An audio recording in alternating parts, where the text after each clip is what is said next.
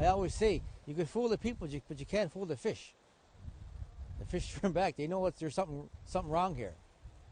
Chief Wilbert Marshall of the Potlotek First Nation is back at Robertson's Cove, a place of childhood memories. And we fish this all the time. Fish cod and flounder and trout. But after it got old, when the lagoon system was put in, the fish wouldn't come back no more. There was hardly any fish here. The nation, with about 800 people, is located along the southern shores of the Bredor Lake, an estuary in the center of Unama'ki, Mi'kmaq for Cape Breton. It drains into the Atlantic Ocean. Today, no one will swim and the fish are gone, according to Mi'kmaq fisherman Evan Johnson.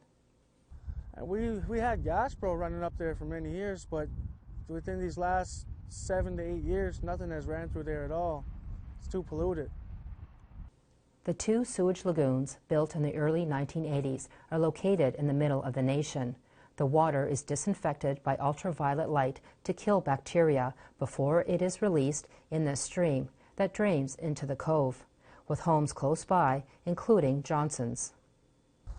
Well, it doesn't smell too good. It's located just behind my place, and there's probably 600 yards between us, and I can smell it every day.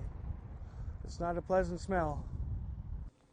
Marshall says the sewage system needs upgrades. The UV disinfection system is housed in this small building that constantly floods.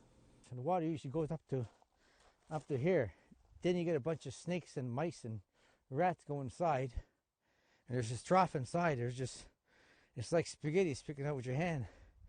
And there's mice that go inside the electrical panels, and they short it out. Frustrated with water issues, the Mi'kmaq are now managing their water systems themselves through the Potlotek First Nation's Water Authority, with 15 nations counted as members, and a 10-year commitment from the federal government with almost $300 million in total funding. Interim Chief Executive Officer Carl Yates says the current effluent meets national regulations, but the AFNWA standards are higher to protect sensitive receiving waters.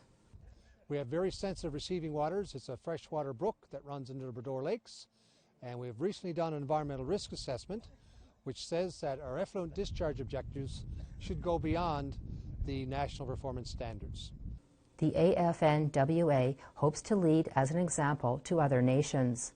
Marshall is a board member of the AFNWA and says clean water is needed for culture and traditions.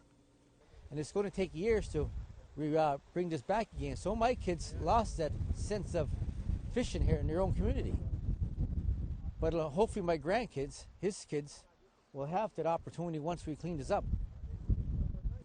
The upgrade system will begin this year with a new UV disinfectant system, with plans to upgrade the entire treatment system within 5 years at an estimated cost of over $6 million.